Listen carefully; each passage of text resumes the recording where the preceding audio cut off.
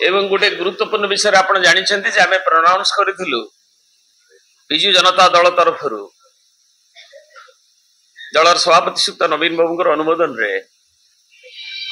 गला वर्ष करूँ किछि दिन तले एठी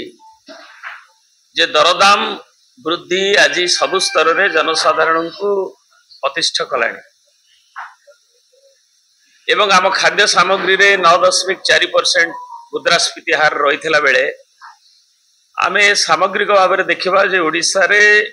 दरदाम वृद्धि प्रभाव 5.6 ग्रामांचल रे ता अधिक रोचे एवं गाँ गहली रे सबु नित्य व्यवहार्य पदार्थर अहेतुक दर वृद्धि बढ़िला बेले आकाश छुआ है बेले ताहा गरीब लोकों को बाधुची एवं निम्न मध्यवित्तर तांकर बजेट उपरे जो घर चालना करवा ताकू मध्य आक्रांत करुची एवं सेमाने मध्य दुर्विषह परिस्थितिर शिकार होची गरीबों कथा आहरी शोचनीय। तेणु ए परिप्रेक्षी रे आमर अंतर्जातीय स्तर रे औषधित तैलर दर कमिले भी तार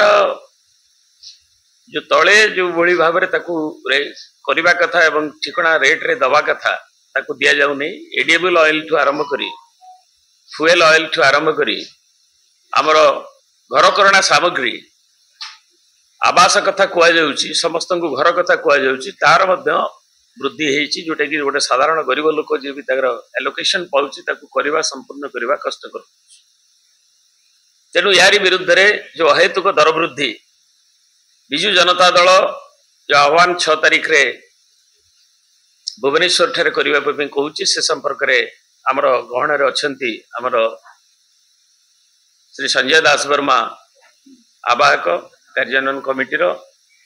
प्रताप बाबू मीडिया सेल प्रताप जेना अच्छा युव सभापति अच्छा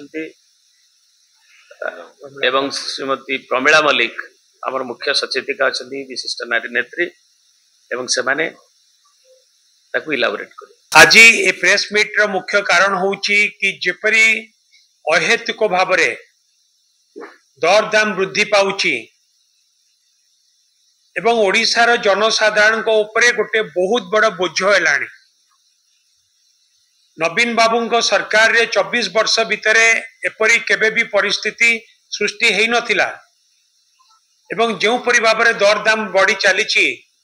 जदि आमे गाँव रे बुलिला बेले देखुचु